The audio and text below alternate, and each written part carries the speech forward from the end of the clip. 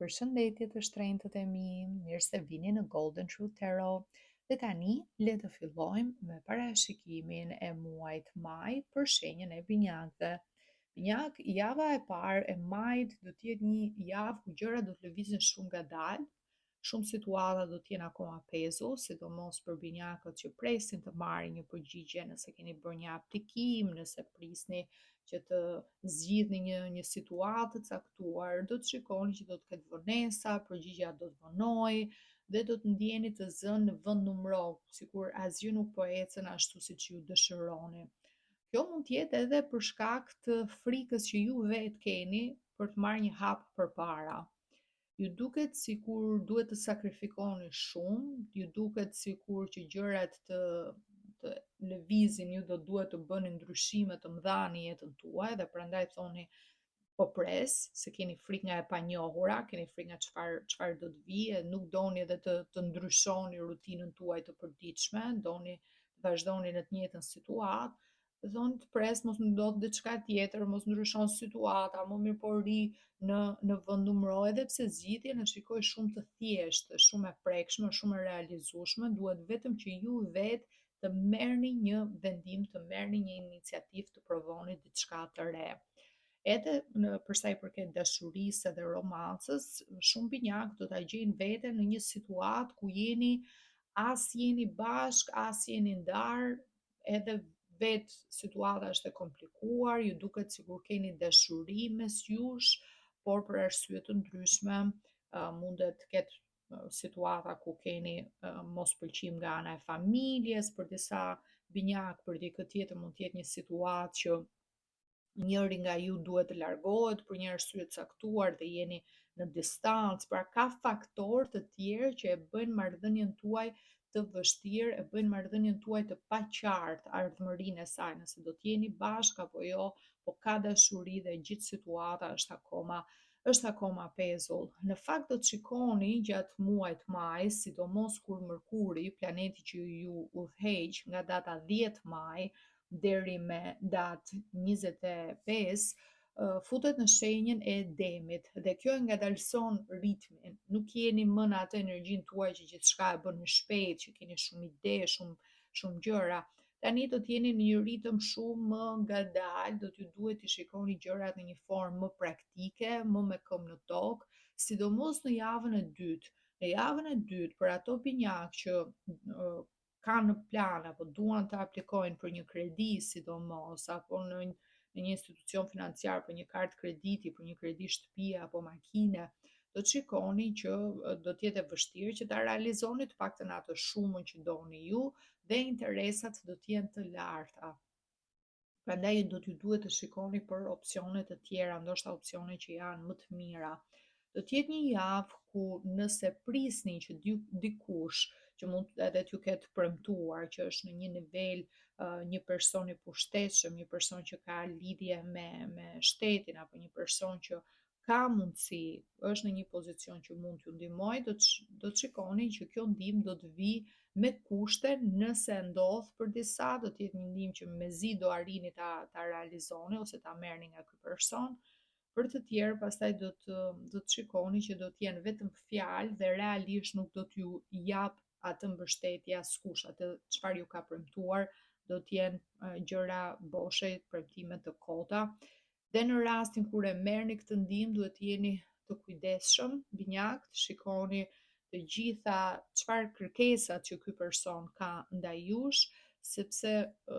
mundet që t'ju ofrojë diçka, por ama duhet ta ktheni me shumë më tepër përfitim. Duhet ta shikoni a ju levërdis apo jo, se mund të duket si diçka e mirë tani, por do të jeni borxh me këtë person për një kohë goxha të gjatë. Shumë të tjerë pastaj nëse jeni në një situatë binjak që do të bëni aplikime për një ndihmë nga ana e shtetit apo prisni të merrni një pagesë që lidhet me fëmijët, për ata binjak që janë në proces ndarje apo e keni përfunduar procesin e ndarjes dhe prisni një pagesë të caktuar që duhet ju akreditohet, ju jepet nga shteti. Kjo pagesë do të vonoj, mund t'ju duhet më shumë kohë, mund t'ju duhet të bëni ndoshta procedura të tjera, pra çështje që lidhen me para që ju detyrohen nga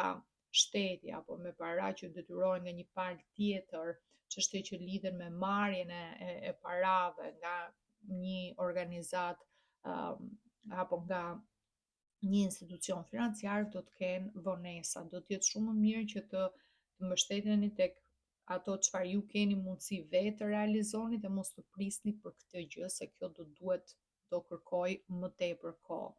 Java e tretë do të jetë një javë ku për sa i përket dashurisë dhe romancës ju shikoj mirë, edhe për çiftet që i kishin gjëra të pezull në javën e parë, diçka e pasqaruar, do të keni një ribashkim, do të keni një situatë ku jeni mirë me njëri tjetrin, ku ndjeni të lumtur, ku ndjeni të plotësuar, keni në krah një person që në shumë aspekte, në shumë drejtime ju kupton dhe ndjeni mjaft mirë me njëri tjetrin, edhe pse rrethanat e jetës, edhe pse familjet apo edhe situatat, kushtet, mundësit janë të tilla që e vështirësojnë raportin tuaj, marrëdhënien, po mes jush ka një lidhje shumë të fortë dhe një dashuri vërtet shumë të fortë. Nga ana tjetër, pastaj edhe binjakët që janë single, ju prap keni familjen, keni shoqërinë, keni shumë njerëz rreth jush që ju a duan të mirën, që janë afër me ju, që përpiqen që t'ju ndihmojnë për aq sa kanë mundësi që t'ju ndihmojnë, por nuk jeni vetëm, keni një sistem suporti, keni dashuri, keni përkrahje, keni mbështetje, po është edhe një fazë binjak, shoh për shumë nga ju që nuk doni të punoni shumë, jeni në një fazë që doni thjesht ta shijoni jetën, doni të dilni, doni të argëtoheni. Ju kam thënë që Jupiteri është planeti që lidhet me fatin, me bollokun, me mbarsinë dhe është në shenjën tuaj në binjak. Por ana tjetër, pak jo aq pozitive le të themi e binjakëve dhe mund ta keni ndjerë këtë gjë përgjatë 2025-s në këto muaj që ka qenë Jupiteri në shenjën tuaj, është që ju bën pak dembel, ju bën pak doni të jeni rahat, doni të jeni mirë, doni të udhtoni, doni të argëtoheni, doni të bëni gjëra interesante, nuk doni shumë të punoni, nuk doni shumë që të merrni vendime risje, gjëra të mëdha, ju sjell në një stad që thjesht doni të relaksoheni, të shijoni jetën, sidomos të shpenzoni kohë në çift me njerëz që i keni shumë për zemër dhe t'ja kaloni sa më mirë dhe shpesh gjatë periudhave ku kemi Jupiterin në shenjën tonë, ndodh që shpenzojmë edhe shumë para, në vend që të mbledhim, në vend që të punojmë ndoshta më shumë, këto janë fazat ku edhe shpenzojmë më shumë se kemi besim që fati okay do na e sjelli përsëri, siç e shpenzuam ashtu do t'i fitojmë prapë. Paraja shkon e vjen. Ky është mentaliteti dhe ju thjesht argëtoheni e shijoni jetën, që është pozitive, ju shoh të dashuruar, ju shikoj shumë mirë, por jeni edhe në një fazë që për sa i përket pjesës nga ana ekonomike, nga ana monetare, realizimet tuaja vetë si person, keni pak kënaqësi, thoni duhet kisha bërë diçka më shumë, duhet kisha ndoshta investuar më shumë për sa i përket karrierës apo për sa i përket punës, pra keni pikpyetje që do vinë sidomos në javën e fundit, do t'i ndjeni më shumë këto binjak, pse? Sepse kemi atë ndryshimin ku Mërkuri kalon nga ky ritmi ngadalë që ishte në Dem, edhe aty kur është në fazën e demit, edhe i merrni gjërat shumë më me qetësi, doni thjesht të relaksoheni, doni thjesht që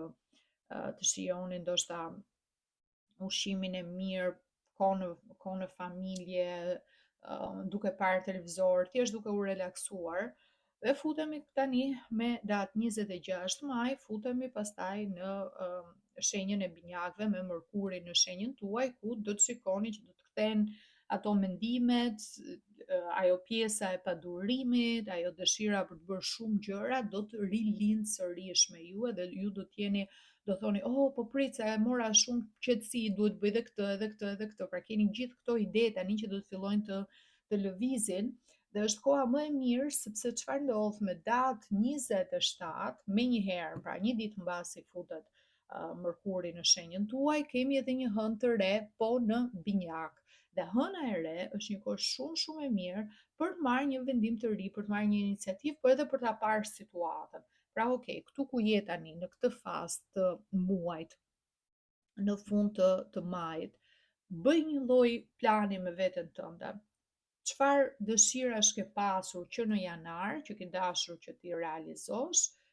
deri tani në fund të majit çfarë ke realizuar dhe çfarë të ka mbetur nga ato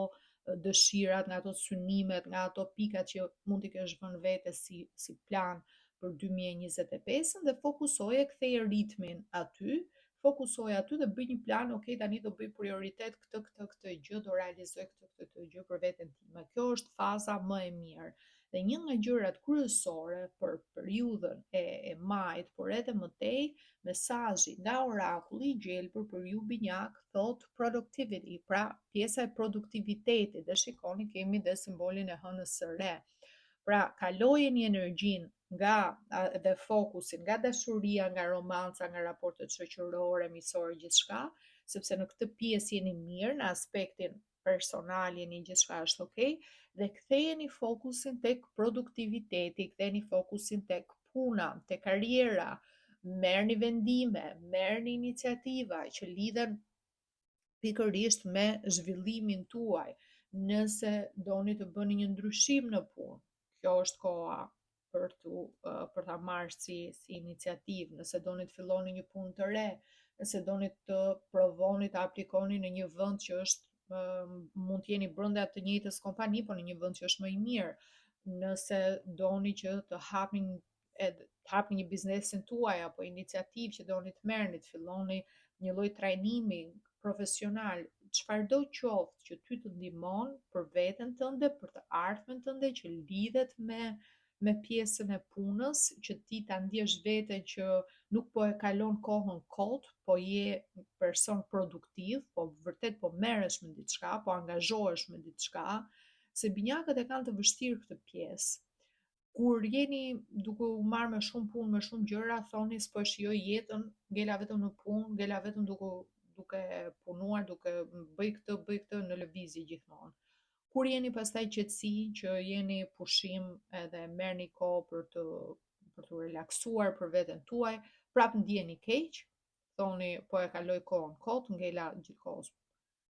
qetësi, duhet bëj diçka, nuk ju rrihet, keni një lloj padurimi që doni me patjetër të merreni me një projekt, merreni me diçka që është interesante. Dhe duhet të gjetja kësaj balance, është gjithmonë diçka me të cilën binjakët duhet të merren. Edhe pjesa e punës e të marrit me diçka që është interesante për ju, diçka që ju ndihmon nga ana profesionale, që ju sjell edhe para, por të gjeni edhe kohë sigurisht për familjen, për njerëzit e dashur, për shoqërinë, për partnerin ose partneren. Produktiviteti, të pasurit një plan, një strukturë të qartë për jetën tuaj, për veten tuaj, se çfarë doni të realizoni. Kjo është energjia juaj binjak për muajin maj. Ju falenderoj shumë që më ndoqët. Nëse ju pëlqeu ky lexim, ju lutem më jepni një like, një koment, mos harroni të abonoheni, të bëni subscribe që mos të humbisni videot e ardhshme. Ju falenderoj dhe bashkë të dëgjojmë, ju uroj gjithë të mirat. Mirupafshim.